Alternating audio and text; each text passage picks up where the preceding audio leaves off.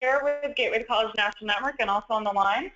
I'm Jeremy Asay. I'm a senior manager here in development and consulting.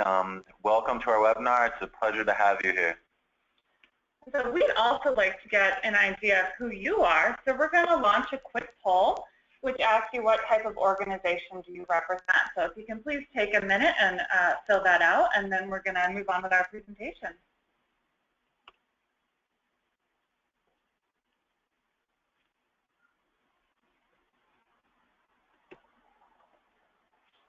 All right, so thank you for joining us on this webinar. We wanted to give you a clear idea of what you can expect to have by the end of this webinar. So at the end of this hour, you will have learned valuable tactics to engage out-of-school youth in your community.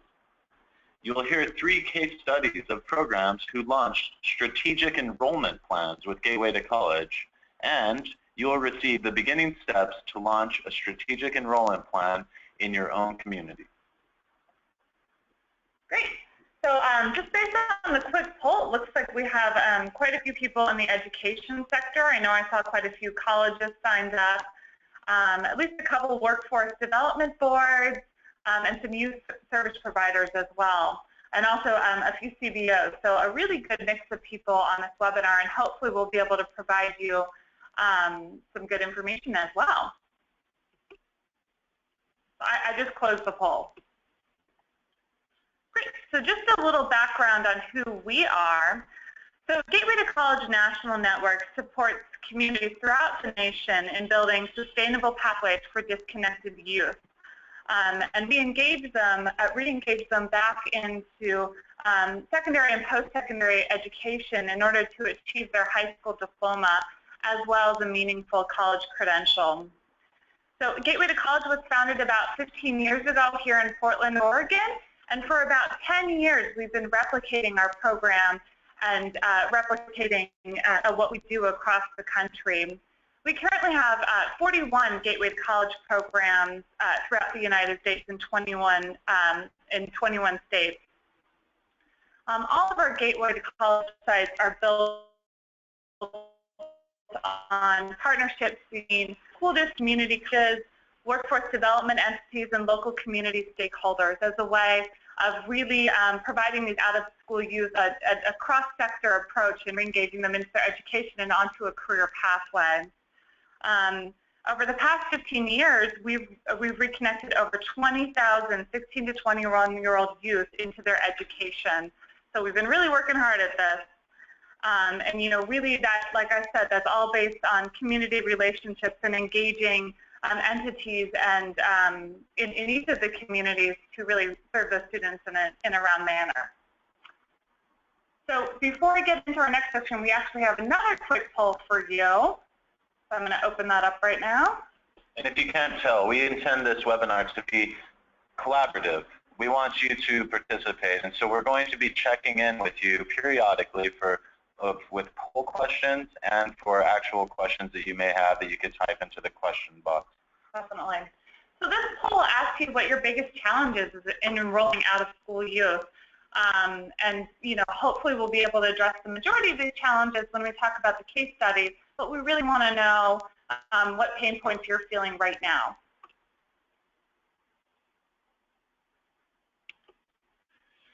All right. Well, while you're filling this out, I'm going to kind of put this into context. We have a lot of education people, a lot of workforce service providers here, and even some workforce development board members. Just to put this into context, and this really applies to everybody, because a lot of youth re-engagement programs are partnering with service providers and are even sometimes referring workforce funding for their youth. But as many of you know, WIOA Title I youth funding model has changed so that now 75% of the funding for the youth model needs to go towards out-of-school youth. Workforce development boards, RFPs, are now requiring greater attention to enrolling out-of-school youth. The programs with previous emphasis on in-school youth now have to shift to a greater focus of out-of-school youth by program year 2017. So for many workforce service providers, this is a step in a new direction. In our experience working with programs around the country, we have found that programs serving youth are good at providing their students with education and workforce experience. But tracking and enrolling out-of-school youth, well, that's a different occupation altogether. It's a specialization in and of itself. Based on the previous funding model, the majority of students enrolled in programs were in-school youth. Now the entire country is shifting to their priorities to out-of-school youth. But the big question is, where do you find out-of-school youth? By definition, they're difficult to track because they're not engaged in the systems designed to serve them. So outreach is essential, but where and how do you reach out? These are the questions we're all asking. Furthermore, rounding up out-of-school youth and funneling them into programs is only accomplishing part of the objective. If these kids don't persist in your program, then it's all for naught. Finding them is one thing, but engaging them with persistence measures from the onset is necessary for long-term success and continued sustainability. So let's take a look at what are some of the issues and the pain points that you're highlighting. Yeah, it looks as if the biggest one is youth dropping out of your intake funnel. And so we're going to talk a little bit about that later in the case studies and how we were able to address that with some of our programs. And also, it looks like finding out of school youth, obviously very difficult to do, and developing and retaining referral sources, which is a huge step in the right direction and can really benefit you. So we're going to actually talk about all of those topics a little bit later in the case studies. And I'm going to close that poll right now.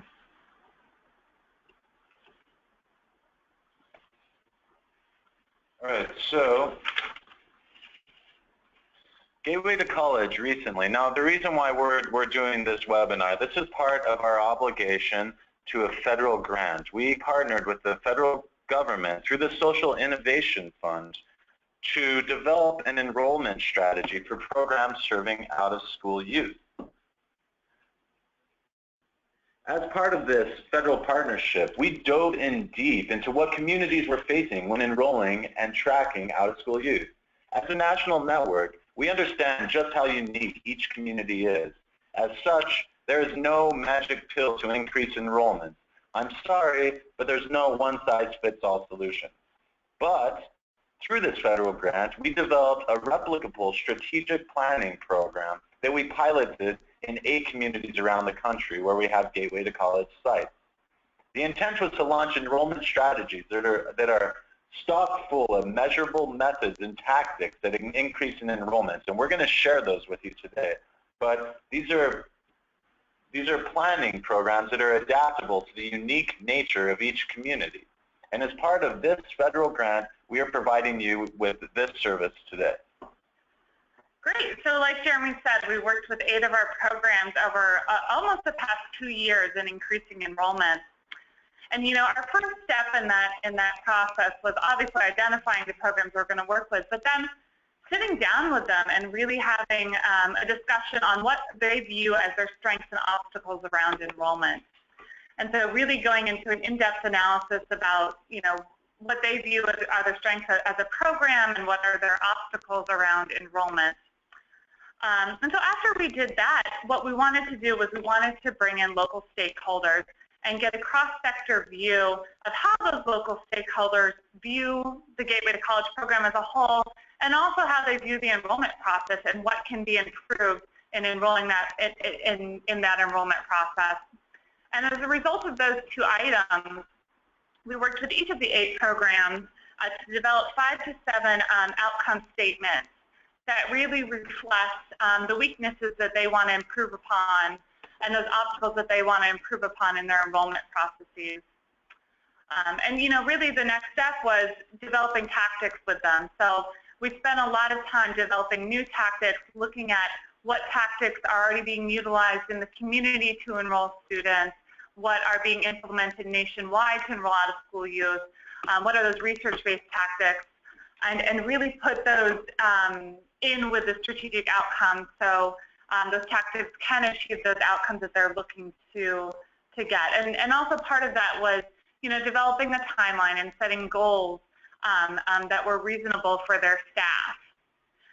And so over the past 2 years, we spent a lot of time tracking their data, tracking as it pertains to each of those outcome statements and tactics, and then evaluating and updating the plans periodically based on the results that they were seeing and the results of the tactics. And so I have some results below into more of an in-depth analysis with each of the case studies that we're going to get to next. But some of the overall results is that with each of the 8 programs, we've been seeing an increased number of youth in the intake funnel. So from that very first phone call, they've been getting a lot more students knocking on their door, sending them emails.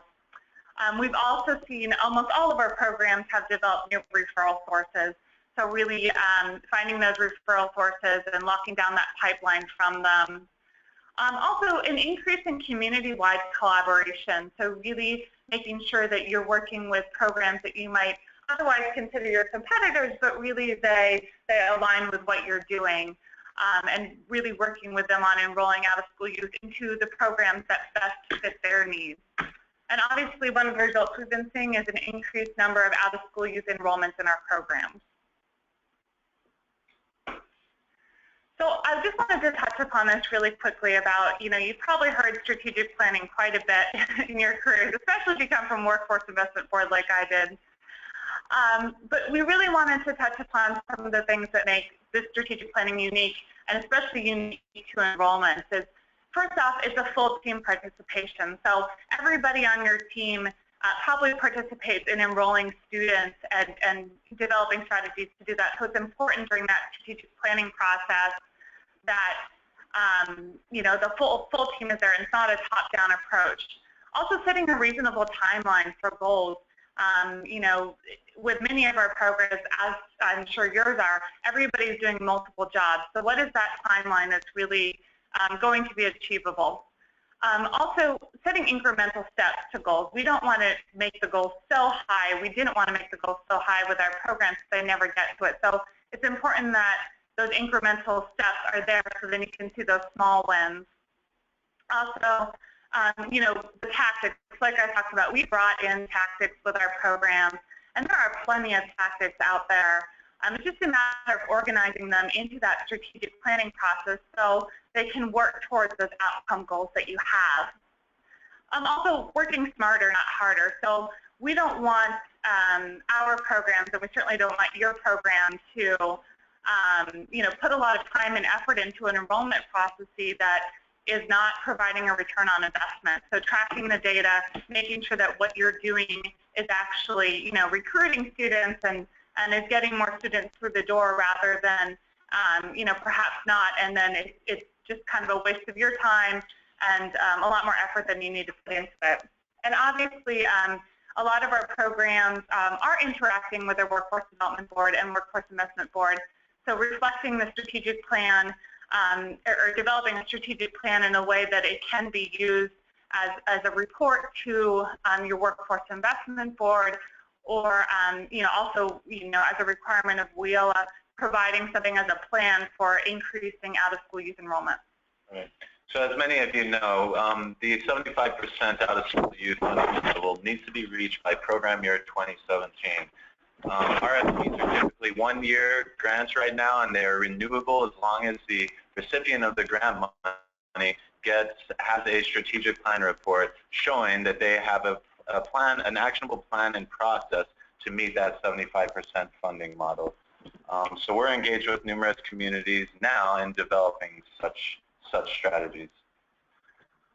So we will pause here. I don't know if anyone has already started typing in questions, or if anyone has any questions. Now is a good opportunity to share. We want to make sure that this is relevant to you, and so this is why we're kind of continuing this interactive questioning and answering section. If you don't have questions yet, don't worry. There will be other opportunities to ask questions, and please feel free to ask questions throughout the presentation, and we can get to them at each stop. And also, if you weren't on in the beginning, you are on mute. So if you're trying to talk to us, unfortunately, we can't hear you. So please type your questions in. Right. And so Mary was mentioning about strategic planning. And so, yes, we all have different experiences with strategic planning. But it's important that if you are to engage with your community in strategic planning, to really think about bringing in your entire team. So it's not a top-down approach, like what Mary said. And furthermore, anybody can just launch numerous tactics to enroll out-of-school youth, but there's no way to know if what you're doing is successful or not unless these tactics are measurable. And so launching tactics where you can really determine if you're using your time best spent.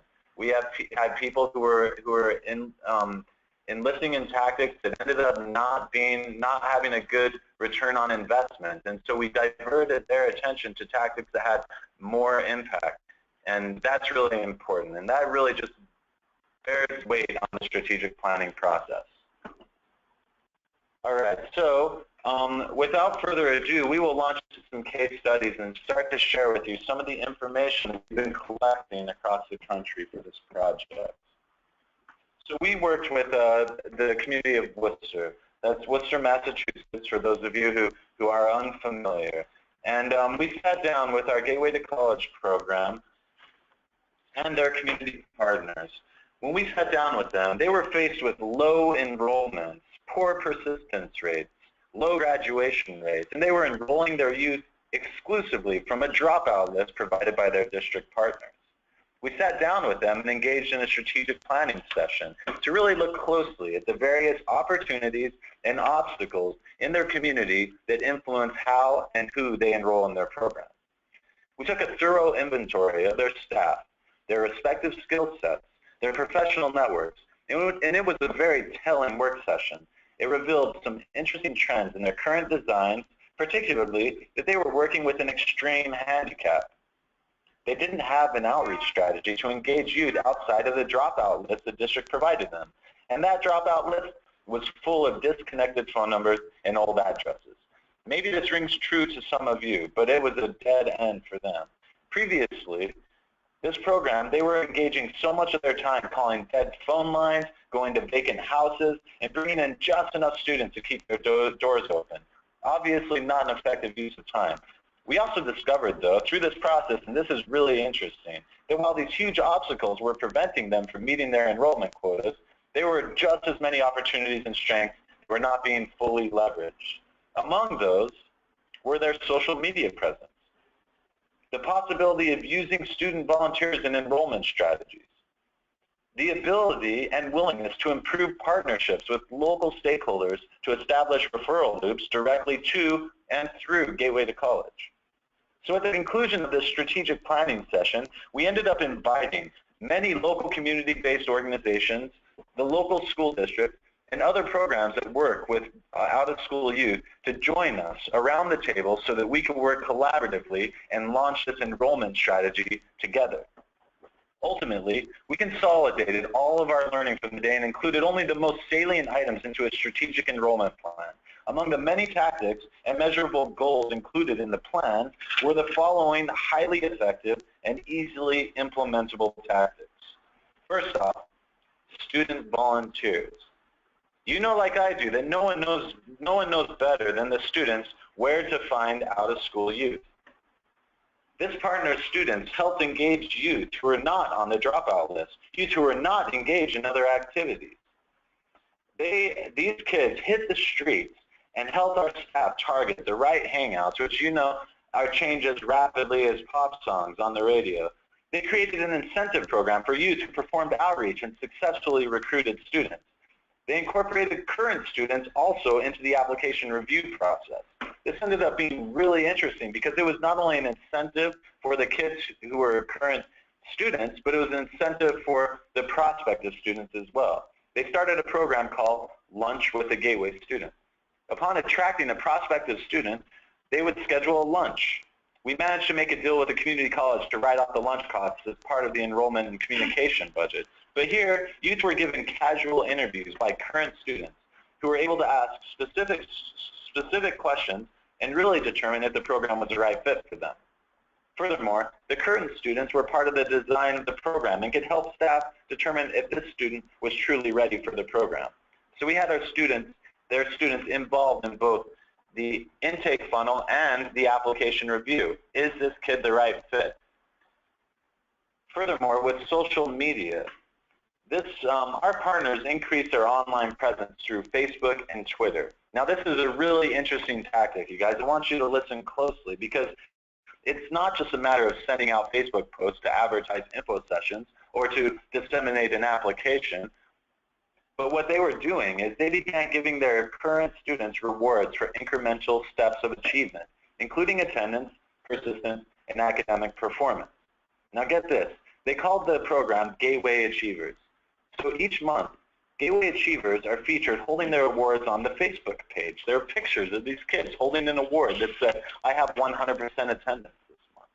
You know these types of kids. They don't often like to brag about their academic achievement, but soon we began to see that these pages would get 50 to 100 likes each month because they were sharing them on Facebook, the very kids who were getting them. They were sharing them with family, they were sharing them with friends, they were sharing them with current students, they were sharing them with out-of-school youth. This has been an effective persistence method and an effective enrollment strategy. Youth feel rewarded, and taken care of in the program, and their friends and family see a rewarding and adaptive program that they may want to enroll in. So through this small step, it doesn't take very much effort, they increase both their persistence and their enrollment rates. And these kids, their current students and their families were inadvertently advertising for the program. So as a result, they decreased their intake funnel attrition, they increased student persistence, increased word-of-mouth referrals, and we have seen a 10% increase in enrollment in just 1 year. And we're still awaiting this current fall's numbers to see what other growth they've experienced. Great. So the next case study we're going to talk about is in Fall River, and it is Bristol Community College. So Bristol Community College is one of our smaller programs in one of our smaller communities. So they have about 90,000 in their community, and they have about 60 students in their Gateway to College program.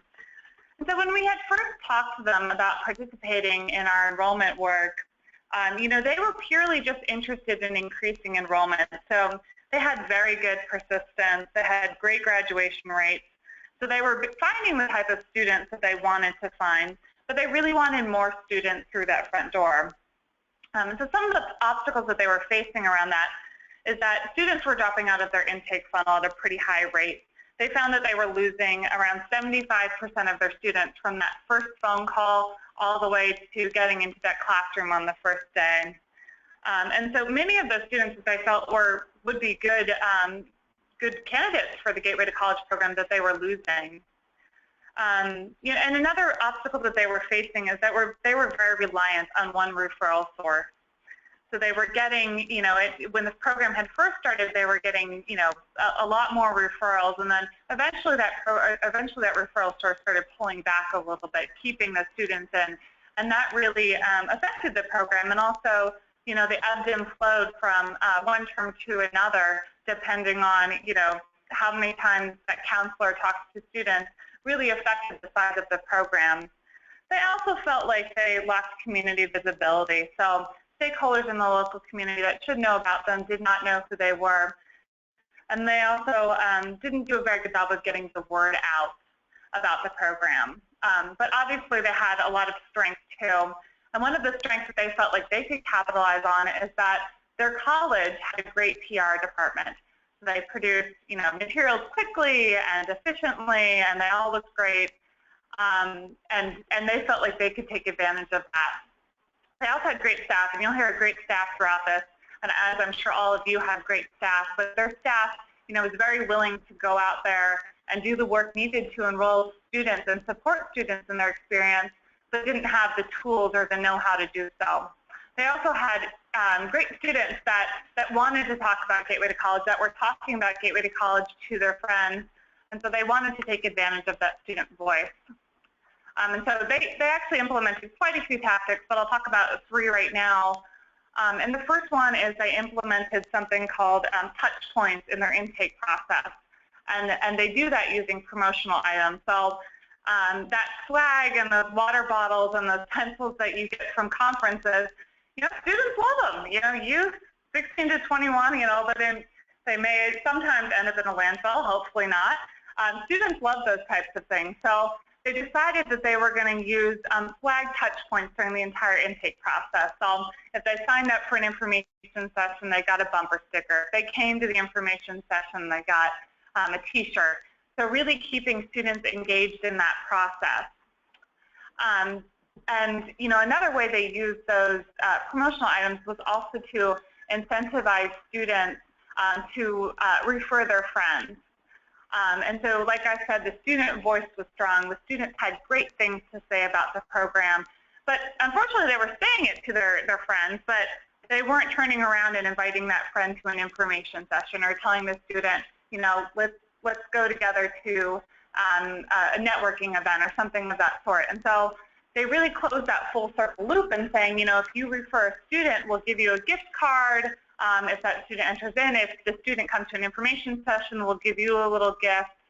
And, you know, I should say that, you know, these items and things like that, they can be funded through, you know, a variety of different things, capitalizing on the local businesses, capitalizing on what you can get not-for-profit, what you can get for the college or whomever your host site is as well. And another tactic that they implemented was they wanted to develop some new referral sources. So like I said earlier, they were very dependent on one referral source, and they wanted to make sure to spread that out a little bit. So when that ebbed and flowed, they were able to balance that out with other referral sources. And so this is when they called upon their PR department to develop some new guides and some new recruitment guides. And so they were able to do that relatively quickly. And then that program director was able to get that information out. So like I said, these are just a few of the wonderful tactics that they implemented and that we helped them implement and develop. And so some of the results that we've had is we've had 2 new school district partners with Fall River, which is wonderful. So they're able to balance out that one referral source. They're also seeing a stronger candidate pool come in that front door with fewer resources expended. They really are seeing that return on investment into their enrollment processing. And also 10% increase in enrollment over last year. And so we hope to see more once we see this fall, these fall numbers as well. Great. And as you can tell, these conversations that Mary and I are having with these programs, they are ongoing. So we don't just begin a strategic planning session and then leave the program to their own devices to implement it. We're with them the entire way, supporting them, helping them collect, and then interpret data after they collect it so that they could really design and adapt their programs with continuous improvement always at the forefront, so they ensure to divert their attention to the areas of the greatest effect. So our third case study is Holyoke. This is a small community of about 100,000, but they serve a population, a metro area of approximately 700,000. There is a really high need in this community. There's a large out-of-school youth population, a large dropout community, and obviously, well, as you might have guessed, the economy has suffered significantly. So we sat down to investigate this program's strengths and obstacles in enrolling out-of-school youth. While many of their issues were similar to those mentioned in the previous 2 examples, there were some very specific obstacles that needed to be remedied in order to move forward. In particular, this program had too many other programs within their community that were serving a similar mission and student population. In business terminology, we would call these other organizations competitors. But because we are in the service of serving youth, we call them collaborators. There are far more out-of-school youth and programs to serve in this area. There is no reason why we should be in competition with each other. Each of these programs were doing their own outreach. They were doing their own info sessions. They were reaching out to the same referral sources for the same pool of students. This made it really confusing for the referral sources, but more importantly, it was really confusing for the youth. Also, this program, where it became evident to this program that too many students were falling out during the intake funnel, the intake process. Originally, they designed their intake to be rigorous and demonstrative of the effort it would take for students to achieve in the program. While that approach makes sense from one angle because they want to enroll youth who are likely to succeed, it also didn't take into consideration that these are kids who are chronically disengaged with education, and that these kids, they might interpret difficulty as meaning it's because I'm too stupid, or it's because people like me can't do this stuff, I'm not the same. So our partners began to launch an enrollment strategy that made the process more simple and more instructive. They packaged persistence measures like intrusive advising and skill building into the enrollment process. So the students came to enroll and they learned from our staff that they can succeed in college, that they can take control of their lives, and that they can pivot as individuals to shift how they interpret difficulty. So it means important rather than not for people like me. And trust me, the staff, they were texting these kids, they were emailing these kids, they were Facebooking these kids, they were using the ways that these kids communicate with each other to get these kids through the enrollment process. And that intrusive advising continued through into the program. So, back to the competitors model. As a solution, our program launched an online portal. They got all of these different, in the vein of collaboration, the program launched an online landing page where youth who are off track can visit to receive more information. This wasn't just for their program. Instead, it was a group of programs in their community that represent the spectrum of youth who are out of school. So those who are interested in going to college, those who are interested in GEDs, those who are interested in technical credentials and want to hop into the workplace immediately. Essentially, every kid, the kids who have 8th grade reading levels and kids who have two second grade reading levels, there was a pathway for every kid. And they put all of these programs onto a landing page. Through this collaboration, they were able to direct youth to their website through strategic placement of flyers, posters, and even murals in areas where youth will find them. But it's not just our program's small team that's disseminating this collateral. I know you're thinking, well, who's passing out the collateral? Who's paying for the murals? Who's putting up the posters? Who's handing out the flyers? Well, they were partnering with 5 other organizations who are also recruiting the same youth through the same web portal. So their outreach was increased by 500%, and their referrals were similarly increased. Staff hours were consolidated, and it opened up staff to complete the work that they are paid to complete, which is supporting kids on education and career pathways. As a result, and this in addition to the making the enrollment intake process more lenient, our partners have more students qualifying for their program than they are now able to accept. And now now that they're a deeper part of the network of re-engagement programs in their community, they can easily pass off students that they can't accept into similar programs that might be a better fit for that student. And so their results, they have an increased term-to-term persistence because the kids have persistence measures packed into the enrollment and intake process. Now they're part of a collaborative enrollment process. So these programs are joining forces when they have info sessions. They're hosting things like dropout fairs instead of individual program info sessions. They're collaborating online where students using methodologies that students already use. In this program, we just got the numbers. They're hot off the press. They came in this morning. They have seen a 20% increase in enrollment. Great. Now we have another little break for questions. And I see that we have a question earlier, Kim, and I'm going to try to best answer this. I'm a little confused by the question, but basically these strategic plans are meant to help programs really set them up to succeed in enrolling more out-of-school youth.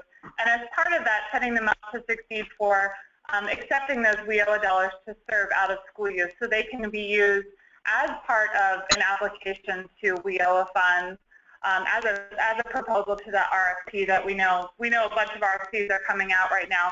But they can also just be used for programs that are already receiving WIOA funds to improve their processes as well. And whomever develops this plan, hopefully they are the recipient of those WIOA funds or maybe it is a community-wide initiative where they are doing that, but that is not, you know, it just depends on who's the person actually doing the strategic planning.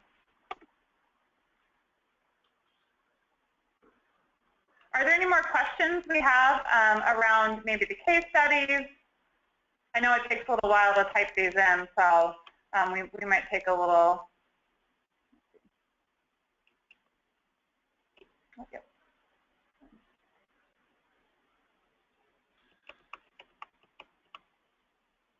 The question is, our local school districts refuse to share dropout lists based on FERPA regulations. How are other systems accessing this information, interlocal agreements, contracts, etc.? That's a really, really good question. A lot of our programs have similar roadblocks that are preventing them from accessing shared information. It really depends on what state and what locality you're in. But what we have found to be really effective with our students, depending on what other limitations you have, is really kind of hitting the streets where these students are and working and finding a way to engage and enroll them with where they are at without having to rely so heavily on referral sources. Your referral sources are always going to be your largest stream of students, most likely, but it's a really good idea to kind of widen the strategy in order to capture kids with different buckets. I know it makes it sound like kids can fit in buckets. They can't, but yeah, if you'd like more information, I could tell you how other communities are working with similar limitations that their referral sources have placed on them, and we could talk more explicitly about your community and the different aspects of your community that are really influencing that process.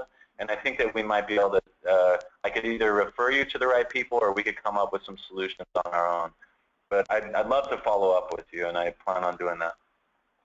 Great. Well, the next question is, as a CBO, how do we initiate a partnership with a local gateway to college site?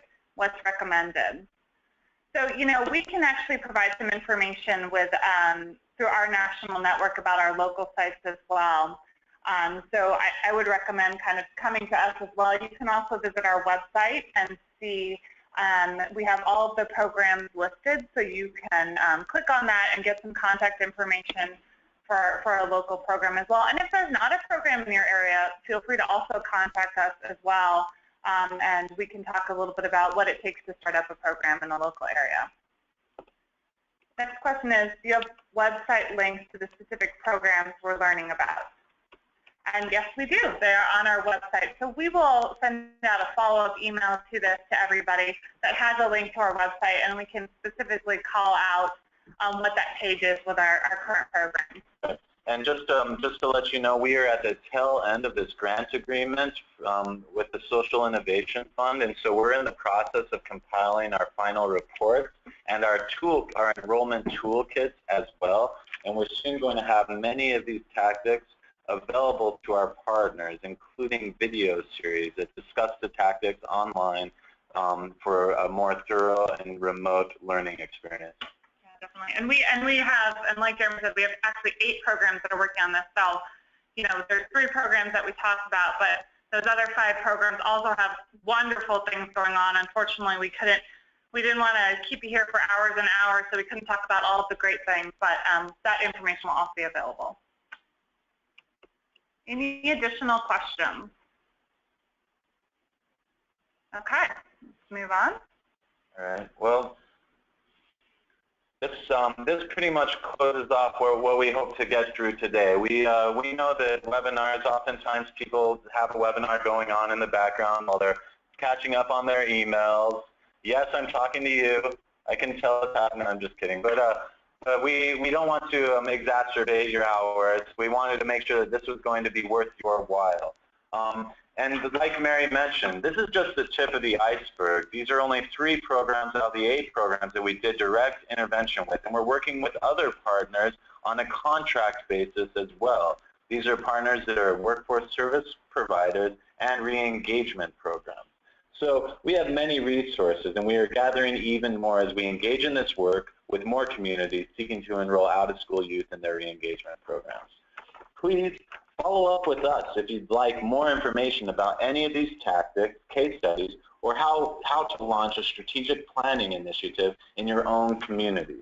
Gateway to College is a 501c3 nonprofit. We extend our consulting services for this federally funded program at very reasonable rates. Please inquire if you'd like to discuss how we can work together possibly in your community. Also, just to add on, I know that there are some workforce individuals here. We also incorporate full-scale WIOA compliance into our strategic planning. So not just meeting those out-of-school youth funding model, but in addition to creating that actionable plan, we also can help your team incorporate the 20% work experience expenditure, the financial literacy curriculum, entrepreneurial skills training, and the 14 program elements, all into your strategic actionable plan that you would deliver to workforce development boards. So with that being said, we have one final thing. You guys may have more questions that you want to ask, but we have one final poll for you right now. The final poll just asked, what would you like to know more about? So we've heard a couple people say about our existing programs you want to learn more about. Unfortunately, that's not an option, but we will send you information on that. So feel free to fill this out really quickly, and we can get you some additional information.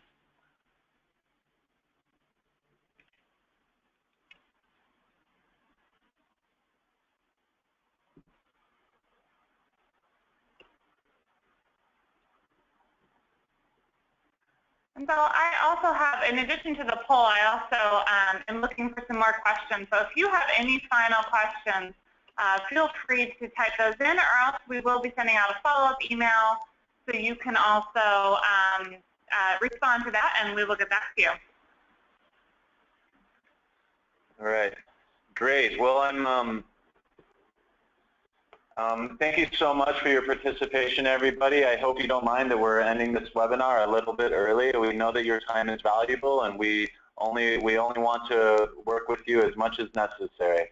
And that's really our MO. But please follow up with either Mary or myself if you want some more information. And we're going to look through the comments and the questions and follow up with some items that we believe that we can help meet your needs. But thank you so much for joining us today. And again, please follow up with us if you have any more questions.